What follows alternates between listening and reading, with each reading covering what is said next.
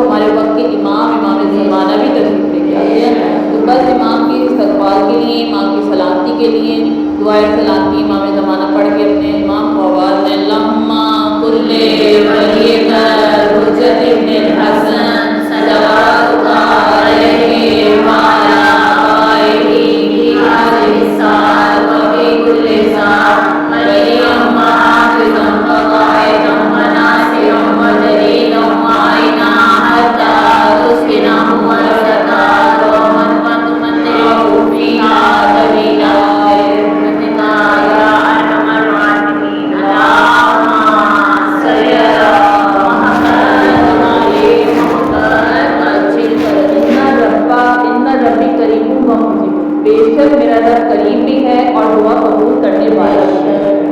لا الحمدللہ الاول والآخر، وہ اول بھی ہے وہ آخر بھی ہے۔ لا ینسا من ذکرہ، جو اس کا ذکر کرے اس کو مایوس اس کو بھولتا نہیں۔ ولا ینقص من شکرہ، جو اس کا شکر ادا کرے اس کو کبھی کمی آنے نہیں دیتا۔ ولا یعقب من شکرہ، جو اس کا شکر ادا کرے اس کو کبھی کبھی آنے نہیں دیتا۔ ولا یعقب من دعا، جو اس کو بلا پکارے جو اس سے دعا مانگے اس کو کبھی مایوس لوٹاتا نہیں۔ ولا یقطع من رجا، جو اس سے امید لگائے جو اس سے آس لگائے اس کی امید کبھی نا امیدی میں نہیں چھوڑتا۔ تو طالب جو ہے نہج البلاغہ میں پروردگار عالم کی حمد و ثنا بیان کرنے کے بعد کہتے ہیں کہ وہ پروردگار عالم جب کسی کو ہدایت دے دیتا ہے تو وہ کبھی گمراہ ہو نہیں کرے گا، اور جب اگر اس کا کسی کا دشمن بن جائے تو اسے کہیں جگہ سے پناہ مل نہیں سکتی۔ مولا کہتے ہیں کہ جو وہ پروردگار عالم ایسا ہے کہ جس کی وہ کفایت کرتے ہیں وہ کبھی محتاج کسی کا رہ نہیں سکتے۔ تو پروردگار عالم کا جو ہے بڑا شکر ہے، کرم ہے کہ اس نے ہمیں جو ہے نعمتیں سب سے بہت ساری نعمتیں ادا کی، لیکن سب سے عظیم نعمت جو ہے جو ہمارے اور آپ کے دلوں میں موجود ہے وہ محبت اہل بیت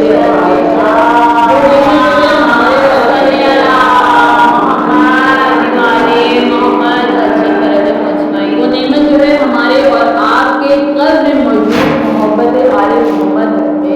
وہ نعمت ہمارے اور آپ کے رگوں میں دوڑتی ہوئی ولایت علی میں ابھی تعلق ہے، کیونکہ یہ اگر ہمارے لیے کوئی در کھلا ہے تو ذات کا اسی در ہے۔ یہ در ایسا در ہے جو در کو بزرگ بنا دے، یہ در ایسا در ہے جو مسلمان کو سلمان بنا دے، یہ در ایسا در ہے جو سلمان کو سلمان نہیں ہے تو شامل کر دیا جاتا ہے۔ یہ در وہ در ہے جو نجف اشرف بنا دے۔ تو یہاں تک آپ میرے ساتھ رہے تو میں تھوڑا سا اپنا تعارف بھی آج کروانا چاہتی ہوں اور تھوڑا سا اعلان بھی کروں گی، 2 منٹ سے زیادہ اور 25 منٹ سے زیادہ میں جیسے کروں گی۔ تو بات یہ کہوں گی کہ آج میں ممبر میں جو بیٹھی ہوں وہ اس وجہ سے ہے کیونکہ میں نے کافی جو ہے اسٹرگل کی ہے۔ 1 سال جو میں نے قرآن مجید کی جو ہے تفسیر کی ہے اور 4 سال میں نے عالمہ کا کورس کیا۔ کوشش میری یہ تھی کہ میں 6 سال کا کورس کر کے ایران جاؤں تاکہ جو ہے اور زیادہ اسٹرگل کروں، کیونکہ اسی طرح سے ہمیں پتہ چلا ہے، اسی طرح سے ہمیں پتہ چلتا ہے کہ زندگی کو اگر ہم نے آسان بنانا ہے تو مشکل کام کریں، مشکل چیزوں کو اپنائیں، اور اگر زندگی کو مشکل بنانا چاہتے ہیں تو آسان چیزوں کی طرف جائیں۔ تو یہ مجھے یہاں سے سبق ملا تو میں نے، اور دوسرا اعلان کرنا چاہوں گی اپنی مجلس کا جو ہمارے گھر میں ہوگی 13 سفر سے 17 سفر کا ٹائم جو ہے صبح کا ہے 11 بجے کا، 3 بجے سے صبح کے ٹائم ہوگی، آخری 2 جو ہے وہ مغرب کے بعد ہوگی۔ اور جہاں پر بھی مجلس ہے سب جگہ جو مجالس ہوتی ہیں، مولا کی مجلس ہوتی ہے، مولا کا پرچہ ادا ہوتا ہے، جس نے جہاں آنا ہے حصہ سب کا وہاں میں، تو مولا کی مجلس ہوگی، جو آئیں گے مومنین تو مولا کی بیوی کی مہمان ہوں گے، تو ہمارے بھی مہمان ہیں کیونکہ ہر دفعہ جب بھی مجلس کرتے ہیں ہم لوگ مجلس اعظم میں آتے ہیں تو ایک بات ہمیشہ میری نظروں میں اور ایک روایت میری ہمیشہ نظروں میں اور میرے دماغ میں رہتی ہے، جو میں ہمیشہ جو ہے جب میں فرض ادا پہ آتی ہوں تو مجھے کوئی جو ہے نا میری آنکھوں میں میری نظروں میں گھومتا ہے کہ جناب سیدہ کیسے فرض ادا پہ آتی ہیں اور کیسے سب کا استقبال کرتی ہے۔ ویسے یہ مسائل کا حصہ ہے لیکن پھر بھی میں آپ کے سامنے بیان کرنا چاہوں گی، کیونکہ جناب سیدہ آپ سب نے پرانی روایت ایک شخص ایران میں جو ہے کی بڑھیا عورت وہ جو ہے ہر سال جو ہے فرش اعضا بچھایا کرتی تھی، ضعیف تھی، تو اس میں جو ہے اتنی کیپیسٹی نہیں تھی کہ وہ جو ہے اکیلی سارے انتظام کرے. ایک دفعہ جو ہے ہر دفعہ مددگار کوئی نہ کوئی دستیاب ہو جاتا تھا، لیکن ایک دفعہ جو ہے اسے دستیاب نہیں ہو سکا تو چاند رات آ گئی. جیسے ہی چاند رات آتی تھی محرم پر چاند نکلتا تھا، فرش اعضا بچھاتی تھی. کہتی تھی پھر ایک دفعہ جو ہے اسے میسر نہیں ہو سکا کوئی ہیلپر، کوئی مددگار، تو ابھی اس نے امام حسین کے روزے کی طرف ہاتھ کر کے اشارہ کیا تھا، کیا مولا اس دفعہ میں آپ کا فرش اعضا نہیں بچھاؤں گی. ابھی اس کے الفاظ پورے نہیں ہوئے تھے کہ دروازے پہ دکل باب ہوا تو کہتی ہے، جاتی ہے تو دیکھتی کہتی ہے کہ تم فرش اعضا بچھاتی ہو امام حسین کے لیے؟ کہتی ہے ہاں. کہتی ہے بیوی آپ کون؟ کہتی ہے بس میں تمہاری مدد کے لیے آئی. اب کیا ہوتا ہے، میں آپ کو صرف اس فرش اعضا کے حوالے سے اور بتا رہی ہوں کہ ہم جو اس فرش اعضا پہ بیٹھتے ہیں نا تو وہی منظر میری تکلیف کرتی مجھے ہمیشہ رہتی ہے. تو کیا ہوتا ہے کہ جیسے جیسے وہ بیوی جو ہے وہ فرش اعضا بھی بچھاتی ہیں، جب بیویاں آنے لگتی ہیں تو دروازے پہ کھڑی ہو جاتی ہیں اور سب کا استقبال کرتی ہیں کہ بیوی آپ کا شکریہ، آپ آئیں. جب مسائل ہوتے ہیں، جب مسائل میں گریا ہوتے ہیں، گریا کی عجیب کیفیت ہوتی ہے. سب خواتین دیکھ کے حیران ہوتی ہے کون سی مستور ہے جو ہمارے علاقے کی نہیں ہے. بہرحال مسائل ختم ہوتے ہیں، تبرک بٹا دروازے پہ جاتی ہیں اور ہر عورت کا ہاتھ پکڑ کے کہتی ہے بیوی تیرا شکریہ تو میرے حسین کو رونے کے لیے. 9 محرم گزر گئے، جیسے 9 محرم آیا اس نے بیوی نے ہاتھ جوڑ کے کہا بیوی اب میں تمہارا ساتھ نہیں دے سکتی، اس کے بعد میں نے بہت دور جانا ہے. وہ ضعیفہ کہتی ہے کہ بیوی ایک دن کی اور بات ہے. کہتی ہے نہیں بیوی میں نے بہت دور جانا ہے، میرا جو ہے کام ختم ہو گیا، تم جانو تمہاری فرش اعضا جانا.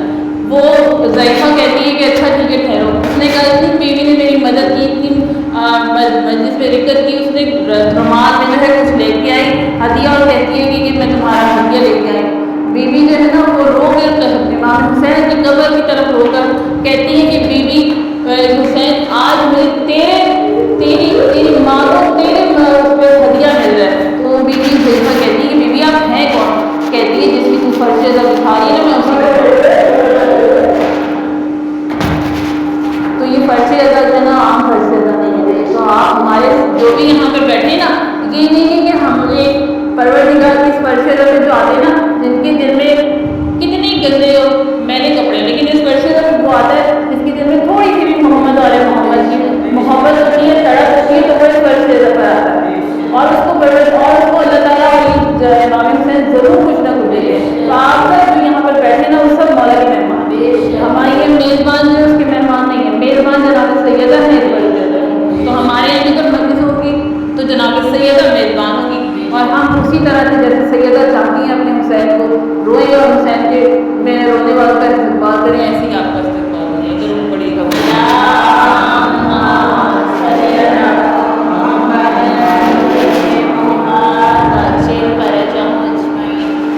تو پروردگار نے ہمیں بہت ساری نعمتیں عطا کی. سب سے عظیم نعمت اور سب سے بڑی نعمت جو ہمارے پروردگار نے ہمیں عطا کی جو نعمت عظمی جسے ہم کہتے ہیں وہ ہے محبت آل محمد. وہ محبت آل محمد ہے.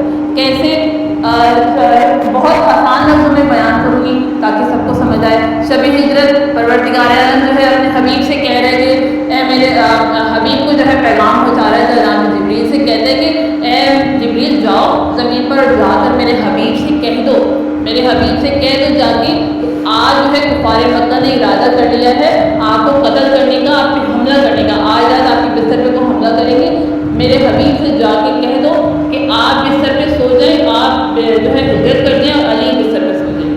تو اگلے دن جو ہے رسول خدا نے بلایا مولا کائنات کو. مولا کائنات نے کوئی جملہ نہیں کہا، کوئی سوال نہیں کیا. کہتے ہیں رسول خدا کہ آج علی آپ میرے بستر پہ سو جائیں. مولا علی نے کہا آج میں اگر آپ کے بستر پہ سو جاتا ہوں تو کیا آپ کی جان بچ جائے گی؟ رسول خدا نے کہا بالکل بچ جائے گی. کہتے ہیں فوراً مولا کائنات نے جو ہے سجدہ شکر ادا کیا. سجدہ شکر ادا کیا. دیکھیے جب خدا کی طرف خدا کی بارگاہ میں اگر موت کا اعلان بھی آ جائے، موت کا بھی پیغام آ جائے تو محمد علیہ محمد جو ہے وہ سجدہ شکر ادا کرتے ہیں. تو بہرحال اب کیا ہوا، رسول خدا نے جو ہے مٹی اٹھائی اپنی مٹھی میں تھوڑی سی اور آیت الکرسی سورہ یاسین کی آیتیں کی تلاوت کرتے ہوئے ان کے درمیان سے گزر گئے، کفار کے درمیان سے. مجھے پتہ بھی نہیں چلا اور رسول خدا جو ہے دلیل قائم کر گئے پیغمبر اسلام، بڑی دلیل قائم کر کے گئے کہ اگر پہلا محمد تمہارے درمیان ہے، تمہارے درمیان میں سے گزر جائے، تمہیں نظر نہ آئے، تو اس کا مطلب یہ ہے کہ پہلا محمد گزر گیا تھا تمہارے درمیان سے اور تمہیں محسوس نہیں ہوا۔ اسی طرح اگر آخری محمد تمہارے درمیان ہو اور تمہیں نظر نہ آئے تو اس پر شک مت کرنا، کیونکہ آخری محمد ہے تمہارے درمیان ہے لیکن تمہیں نظر نہیں آتا۔ ایک قرآن مجید میں باقاعدہ دلیل واضح طور پر بیان کی، کبھی کسی مجلس میں جو اس کا ذکر کروں گی تو مولا کائنات سوئے بستر رسول پر، جیسے جب سوئے تو اگلے دن لوگوں نے پوچھا کہ رسول خدا کے بستر پر آپ سوئے، آپ کو تو نیند نہیں آیا کرتی تھی، آپ لوگوں کی خدمت کرتے تھے، عبادت الہی میں مصروف رہتے تھے، تو مولا کائنات نے کتنا خوبصورت جملہ کہا کہ اس رات جب میں سویا نا ایسی مجھے نیند کبھی نہیں آئی زندگی میں۔ کہتے ہیں مولا کیوں؟ کہا کیونکہ حکم تھا کہ سو جاؤ، اب چاہے جان رہے یا جان جائے، سو نیند تو آ گئی، نیند آ گئی، تو اب عطاء الہی میں ایسا سویا کہ پھر کبھی مجھے ایسی زندگی میں نیند ملی نہیں۔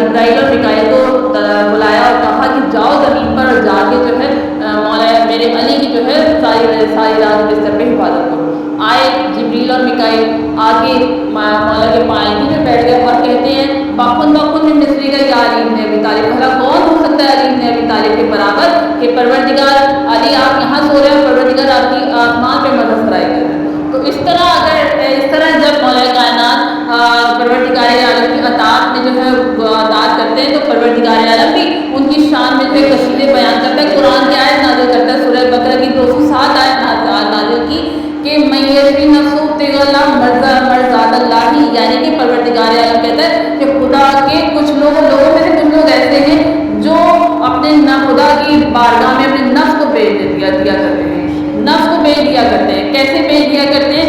خدا کی رضا میں بیچ دیا کرتے ہیں۔ اب رضا الہی کیا ہے؟ رضا الہی کے حوالے سے اگر میں بات کروں تو رضا الہی جو ہے رضا خدا کی رضا کیسے حاصل کرتے ہیں، اور ہمیں کہتے ہیں نا علی کو ہم کیسے مانتے ہیں اور علی کو ہم کس طرح مانتے ہیں، تو اس حوالے سے اگر میں بیان کروں کہ رضا الہی ہوتی کیا ہے تو رضا الہی کو بھی میں قرآن سے جو ہے ثابت کروں گی، دلیل بیان کروں گی۔ سورہ مائدہ کی 110 آیت ہے، بڑی طویل آیت ہے لیکن جو ہے اس میں حضرت عیسیٰ علیہ السلام سے پروردگار مخاطب ہے، کہتا ہے کہ یعنی کہ ہم نے تمہاری مدد کی بروح قدوس، یعنی کہ روح قدس سے جو ہے ہم نے تمہاری مدد کی، تکلم الناس تم کلام کیا کرتے تھے، فی المہد یعنی کہ گہوارے میں تم کلام کیا کرتے تھے۔ کہتے ہیں اے عیسیٰ ہم نے تمہاری مدد کی روح قدس کے ذریعے سے، تم گہوارے میں کلام کیا کرتے تھے، تم گہوارے میں جو ہے جھولے میں کلام کیا کرتے تھے۔ پھر پروردگار عالم کیا کہہ رہا ہے کہ آپ کو میری آواز سب کو آ رہی ہے نا صحیح سے؟ تو پروردگار عالم کیا کہہ رہا ہے اے عیسیٰ ہم نے تمہیں جو ہے اپنا اذن دے دیا۔ پھر پروردگار نے اگلی آیت میں کیا کہا کہ ہم نے تمہیں اپنا اذن دے دیا، اے عیسیٰ ہم نے تمہیں اپنا اذن دے دیا، تم جو ہے ہمارے اذن سے تم لوگوں کو مردوں کو زندہ کیا کرتے تھے، ہمارے اذن سے تم جو ہے تم مٹی کے پتلے مٹی کے پرندے بناتے تھے، اس پہ پھونکتے تھے اور وہ زندہ ہو جاتے تھے، تم ہمارے اذن سے مردوں کو زندہ زندگی عطا کیا کرتے تھے، ہمارے اذن سے جو ہے تم جو ہے مردوں کو زندگی دیتے تھے، ہمارے اذن سے تم مبروس یعنی کہ جو برس کی بیماری ہوتی ہے ان کو شفا یاب کر دیتے تھے، ہمارے اذن سے تم جو ہے جو ماں کے پیٹ میں پیدا ہونے والا نابینا بچہ ہوتا تھا اسے جو ہے بینائی عطا کرتے تھے، ہمارے اذن سے تبدیل کرنا۔ تو کیا کہتے ہیں پروردگار کے اذن الہی ہمارے اذن سے کرتے تھے۔ ہاں، اور اذن کیا ہے؟ اللہ کا اذن کیا ہے؟ اللہ کی رضا ہے۔ اللہ کی رضا کیسے ہے کہ جب ہم کہتے ہیں نا کہ اللہ کی رضا، تو پروردگار عالم کہہ رہے ہیں کہ ہم تمہیں اپنا اذن اپنی رضا ہم نے تمہیں دے دی تھی، اس لیے جب تو پھر تم جو معجزات دکھاتے تھے وہ اسی وجہ سے دکھاتے تھے کہ ہم نے تمہیں اپنا اذن دے دیا تھا۔ آپ غور کیجیے گا کہ جب بھی حضرت عیسیٰ علیہ السلام کے پاس ضرور پڑھتے رہے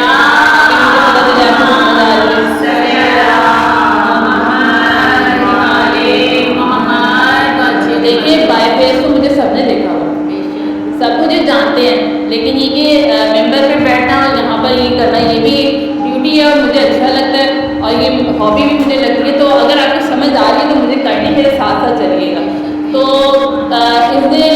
کیا کرتے تھے. اب اتنے غور سے سنیے گا, غور کیجیے گا کہ حضرت عیسیٰ علیہ السلام کو پروردگار عالم نے اذن دیا تھا.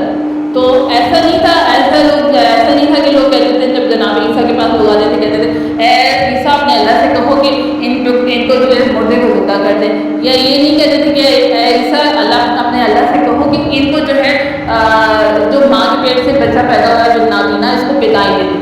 ایسا نہیں کہتے تھے, کہتے تھے اے عیسیٰ اس کو زندہ کر دو, اے عیسیٰ اس کو جو ہے شفا دے دو, اے عیسیٰ اس کو بنائی دے دو, ایسے کہا کرتے تھے نا. تو حضرت عیسیٰ جب اس طرح مخاطب ہوتے تھے تو کیا کرتے تھے, پروردگار عالم کہتے ہیں قرآن مجید میں کہہ رہے ہیں کہ ہمارے اذن سے کرتے تھے, یعنی کر دیتے تھے ہمارے اذن سے کرتے تھے.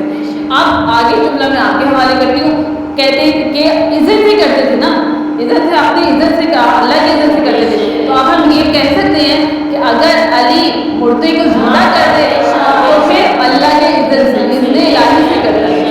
اگر علی کسی کی خیبر کا در کلا در اکھاڑ دے تو اللہ اذن الہی سے کرتا ہے. اگر علی مرحب کو پچھاڑ دے تو اذن الہی سے. اگر گھر بیٹھ جائے خاموشی سے تو اذن الہی سے کرتے ہیں. اور علی کو جو یہ اذن ملا, اللہ تعالیٰ نے اپنی رضا دے دی پروردگار عالم نے مولا کائنات کو, تو یہ صرف ان کی زندگی تک مخصوص نہیں تھا, یہ قیامت تک کے لیے مخصوص ہے. اور جو ہے یہ جو اذن پروردگار عالم نے مولا کائنات کو دیا, مولا کائنات جو ہے آج بھی اپنی زندگی میں بھی لوگوں کو جو ہے مدد کرتے رہے, اور جب لوگ اس کی نظروں سے اوجھل ہو گئے تب بھی یہ عزت ملا ہوا ہے انہیں. اور محشر میں جو ہے مولا کائنات کو سب دیکھیں گے. یہ رسول کہہ گئے کہ علی جو ہے تقسیم جنت والنار ہے, علی جنت اور دوزخ کو تقسیم کرنے والے ہیں. جو علی کو چاہتا ہے, جس کو علی عزت دیں گے وہ جنت میں جائے گا, جس کو علی عزت نہیں دیں گے وہ جہنم میں جائے گا.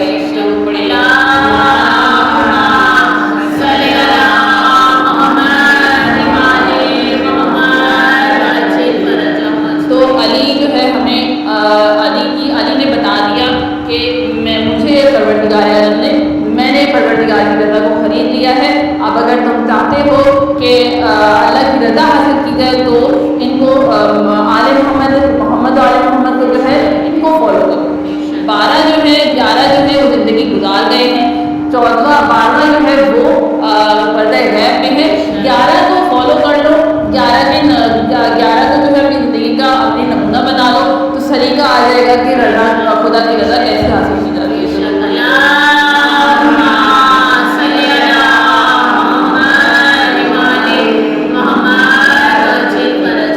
بس ایک تھوڑا سا واقعہ بیان کروں گی اور اس کے بعد جو ہے مسائل. کیوں مولا کائنات کو ہم مانتے ہیں, مولا کائنات کی ہم اکثر نہیں مانتے, یہ بھی ایک نعمت ہی ہے. لیکن خیر مولا کائنات کا ایک جملہ جو ہے وہ ہمیشہ اپنی زبان سے بار بار ادا کیا کریں. ایک میسیج بھی دوں گی آپ اس حوالے سے, ہم بھی ہمارے بچے سنیں, ہمیں یاد رہے, اور جو ہے ہمارے بچوں کو یاد رہے کہ مولا کائنات مولا متقیان علی بن ابی طالب جو ہے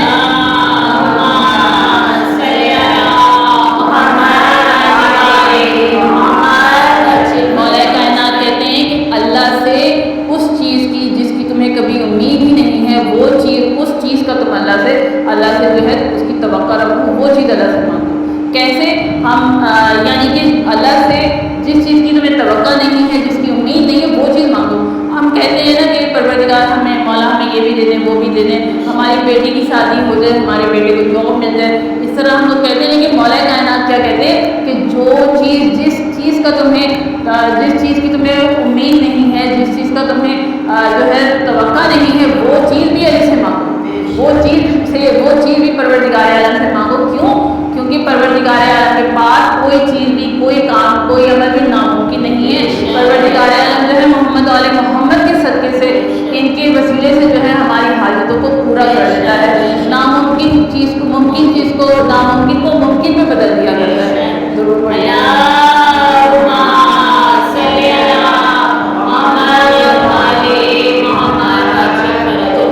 مولا تو جو جتنے بھی مومنین ہیں وہ सब जो ہے محمد آل محمد کے صدقے سے جو ہے پروردگار عالم امام حسین کے اور شہداء معصومین کے وسیلے سے جو ہے ہماری حاجات کو پورا کرتا ہے. اور ہمیں امید کیوں ہمیں ہوتی ہے ان سے کہ اگر ہمیں پتہ ہو کہ ہماری مدد کو نہیں آئیں گے تو ہم کبھی امید بھی نہ لگائیں, ہمیں کبھی ان سے آس امید نہ. یہ پروردگار عالم کا احسان ہے.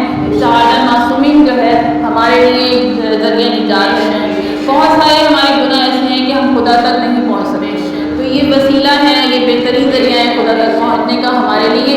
تو کیسے ایک مثال بیان کر دوں, امام حسین کے زمانے کے حوالے سے روایت بیان کرنا چاہتی ہوں کہ امام حسین جو ہے کتاب ہے معجزات آل محمد, اس میں یہ راوی بیان کرتا ہے, کہتا ہے کہ میں جو ہے ایک دفعہ اپنی پھوپھی کے پاس گئے اور اپنے دوست کے ساتھ گئے. کافی ضعیف تھی, آنکھوں سے بینائی کمزوری کی وجہ سے ان کو نظر نہیں آتا تھا.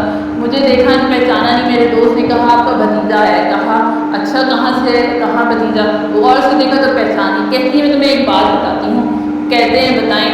کہتی ہے کہ میں جو ہے ہر دوسرے تیسرے دن جو ہے اکثر امام حسین کی زیارت کرنے جایا کروں, لیکن پھر ایسا ہوا کہ میرے ماتھے پر برس کے داغ ہوئے, ایسے داغ ہوئے کہ میں گھر سے نکلنا میں نے چھوڑ دیا کہ لوگ باتیں بنائیں گے. اور یہ معاشرے کا حصہ ہے, نیچرل بات ہے کہ لوگ جو ہے اگر کسی کو بیماری میں مبتلا دیکھیں تو کوئی نہ کوئی مسئلہ کہ بھائی کوئی گناہ کیا ہوگا تو ایسی جو ہے بیماری میں مبتلا ہوئی, تو یہ نیچرل بات. تو لیکن پروردگار عالم ہو سکتا ہے ہم نہیں جانتے, پروردگار اس کے مرتبے بڑھانا چاہتا ہو, اس کے مرتبے بلند کرنا چاہتا ہو, جنت میں کوئی مقام لینا چاہتا ہو, جنت میں کوئی مرتبہ بڑھانا چاہ رہا ہو. اس کے اعمال ایسے نہیں ہیں لیکن اس کو سزا مل گئی, اس کو جو ہے ایسی تکلیف میں مبتلا کیا, پروردگار اس کی درجات بلند کرنا چاہتا ہے. تو اگر جو ہے آج جب ہمارے پر پڑتی ہے تو ہم کہتے ہیں آزمائش ہے, کسی اور پہ پڑے تو ہم کہتے ہیں کہ اسے جو ہے اسے کفارہ ادا کر رہا ہے. تو بہرحال ان کا نام حبابہ تھا, تو کہتی ہیں کہ میں نہیں جاتی تھی. تو امام حسین کے جو امام حسین نے اپنے ساتھیوں سے پوچھا کہ بھائی حبابہ اکثر ہمارے یہاں آتی تھی, اب آنا اسے چھوڑ دیا. خیر یہ تو ساتھیوں ان کی جو سب ساتھیوں انہوں نے بتایا لوگوں نے کہ مولا حبابہ کے ماتھے پر جو ہے پیشانی پر جو ہے برس کے داغ ہو گئے, جس کی وجہ سے اسے گھر سے نکلنا چھوڑ دیا. مولا کہتے ہیں ہم خود آج اس کی عیادت کو جائیں گے. مولا اس کی عیادت کو جاتے ہیں,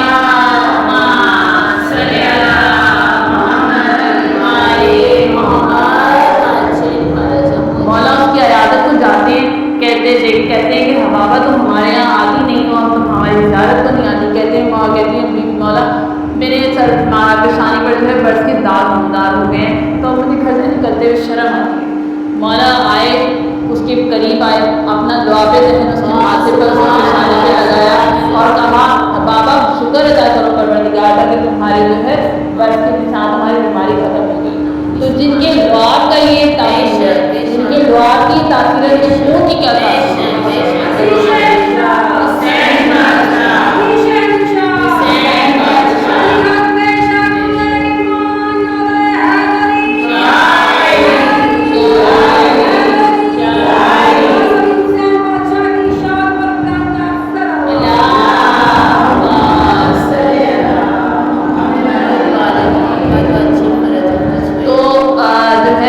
یہ وہ در ہے جہاں پر ہمیں جو ہے ہماری حاجتیں پوری ہوتی ہیں. کبھی کبھی جو ہے تنہائی میں بیٹھ کر, اکیلے میں بیٹھ کر ان سے باتیں کیا کریں, وہ باتیں شیئر کیا کریں جو ہم کسی سے شیئر نہیں کر سکتے, کیونکہ یہ در بڑا جو ہے, یہ دربار جو ہے بڑا سخی در ہے, بڑا قریب دربار در ہے یہ, کیونکہ یہ ہمیں جو ہے ڈانٹتے نہیں, یہ تانا نہیں دیتے, یہ نہیں کہتے بار بار کہ تم نے ایسا کیوں کیا. بڑا سخی در ہے. کیسا در ہے کہ ایک در ایسا ہے جہاں پر ہم جیسے بیماروں کو, ہم جیسے مردوں کو بلا کر زندہ کیا جاتا ہے. یہ واحد وہ در ہے, واحد وہ ادارہ ہے جہاں پر بیماروں کو بلا کر گھر بلا کر علاج کیا جاتا ہے. یہ وہ در ہے جہاں پر عبادتوں کا صلہ بھی ملتا ہے, عبادتوں کا اجر بھی ملتا ہے, ثواب بھی ملتا ہے, کھانا بھی کھلاتے ہیں, عزت بھی کرتے ہیں, اور سب کچھ ادا کر کے ہماری زندگیاں بھی بدل دیتے ہیں. ایسا وسیع دربار ہے. تو امام حسین کیا کرتے ہیں, ہمارے گناہوں کو ڈھانپ کر, ہمارے تمام گناہوں کو ڈھانپ کر ہمیں اپنا بنا دیتے ہیں. جب ہم یا عبداللہ کہتے ہیں نا زیارت میں, بہت سارے علماء کرام بیان کرتے ہیں کہ جب ہم زیارت وارثہ میں, زیارت میں یا عبداللہ کہتے ہیں نا تو حسین ہمارے شفیق باپ بن جاتے ہیں، ایسے شفیق باپ بن جاتے ہیں کہ حسین سے بہتر کون جان سکتا ہے کہ بیٹیوں کو کیسے رکھا جائے، حسین سے بہتر کون جان سکتا ہے کہ بیٹیوں کے ناز کیسے اٹھائے جائے۔ حسین نے اپنی بیٹی کے بڑے ناز اٹھائے ہیں، ایسے ناز اٹھائے ہیں کہ آج دنیا والوں کو بتا دیا کہ بیٹیوں بیٹوں کے ساتھ ساتھ بیٹیوں کی بھی دعا کیا کرو، کیونکہ بیٹیاں تمہارے جنازے کی بارش ہوئی ہیں، بیٹیاں تمہارے جنازے کی رونق ہوا کرتی ہیں، بیٹیاں تمہارے دکھ کی ساتھی ہوا کرتی ہیں۔ کربلا بیان کرنا بڑا مشکل مسئلہ ہے۔ کربلا وہ حسین، ہم تو 2 مہینے یا 2 مہینے کی رسم و سوگ ادا کر دیتے ہیں نا، لیکن جس پہ گزرتی ہے وہی جانتا ہے۔ اگر ہمیں پتہ چلے ہم مرنے والے ہیں، ہمارا پورا خاندان مر جائے گا تو کیا کیفیت ہوا کرتی ہے۔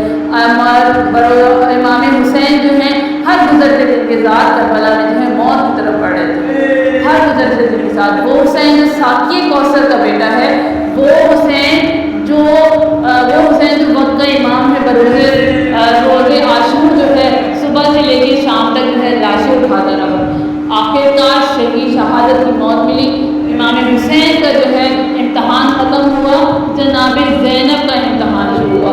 یہاں پر میں نے کربلا بیان نہیں کرنی، یہاں پر میں آج جناب سیدہ کی، جناب زینب کی چادر کا ذکر کرنے والی ہوں۔ بہت مشکل ہو گیا ہے، بی بی سیدہ میری مدد کیجیے گا۔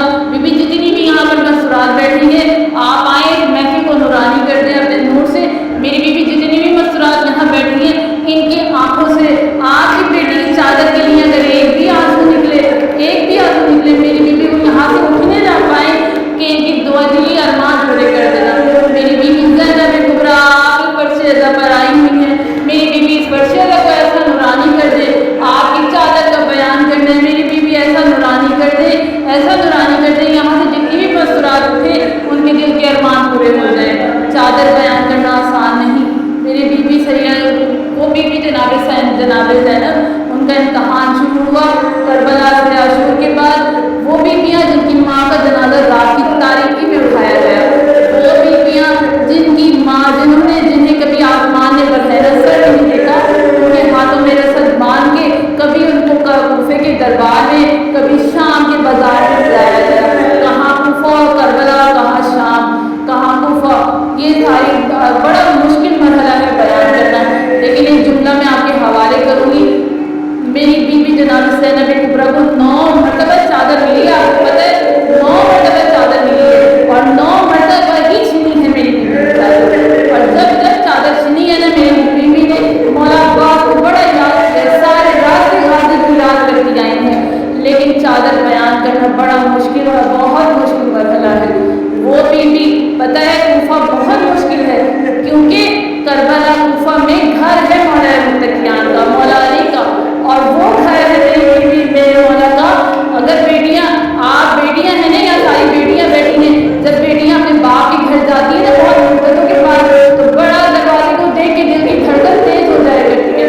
بار بار ابن زیاد کے دربار میں جاتی تھی، ابن زیاد بار بار کہتا تھا جب بھی لے کے آؤ علی کے دروازے کے سامنے سے لے کے آؤ، تاکہ علی کی بیٹی کو احساس ہو۔ جب جاتی تھی میری بیوی کہتی تھی بابا یہ وہی جگہ ہے جہاں آپ کا سر قلم دیا گیا تھا، بابا یہ وہی مقام ہے جہاں پر آپ کو کفن دفن دیا گیا تھا۔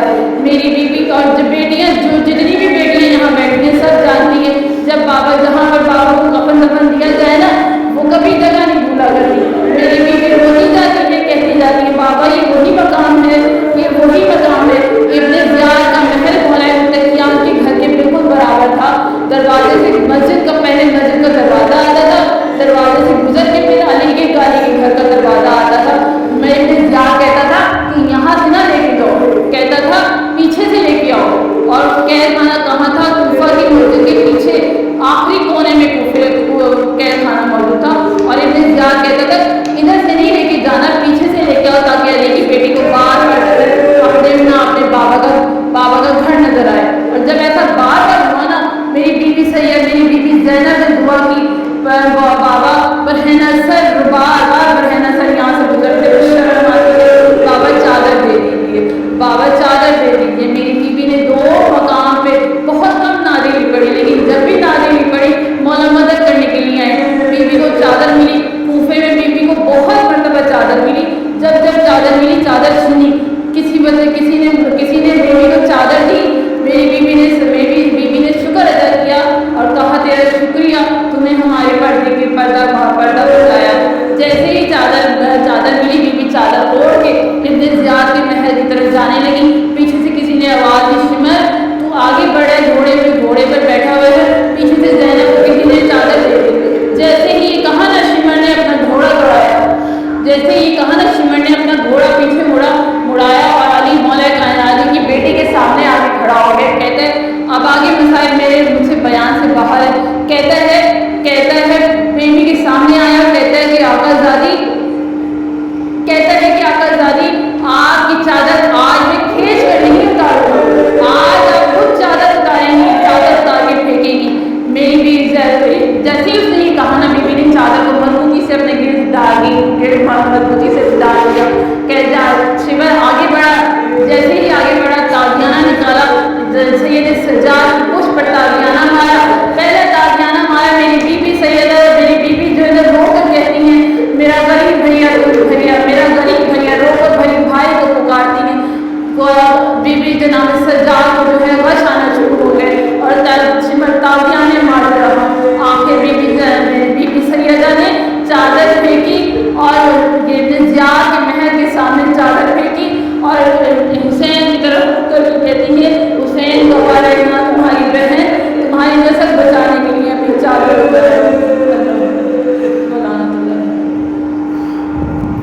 परवरदिगारा ये जो फर्शे बिछाया है, इस कदीम से इबादत को वसी करके मुबारक में कबूल। मेरी बीवी मुझे मसाइल बयान करना नहीं आते, बहुत मुश्किल मरहला है, आपकी चादर सुनना तो बहुत ही मुश्किल और कठिन मरहला है, लेकिन मेरी बीवी आप इसको अपनी बारगाह में कबूल कीजिएगा। हमारी इस इबादत को, मेरा यहाँ पर आना, तमाम मस्तूरात का यहाँ पर आना, हमारी तमाम इबादत को अपनी बारगाह में कबूल कीजिएगा। यहाँ से ख़वातीन उठने ना पाएंगे, इनके दिलों के वो अरमान पूरे कर दें जो ये किसी से बयान नहीं कर सकते। हम सभी जितने भी बीमार हैं सबको शफायत, जो बे औलादन को औलादन मेरे बीवी आपको वास्ते अपने आपकी बेरिदाई का जितनी भी मस्तूरात बैठी हैं मेरे वाला, कहीं पर भी मेरी बीवी मौजूद हैं, शियाने हैदरी करार उनकी इज्जत और नाम हो जाना मालूम। मेरी बीवी आपको वास्ते है अपनी पर अपनी चादर का, जितने भी मस्तूरात हैं जहाँ कहीं भी हैं, जो भी अब शादी उम्र पहुँच चुके हैं, उन सब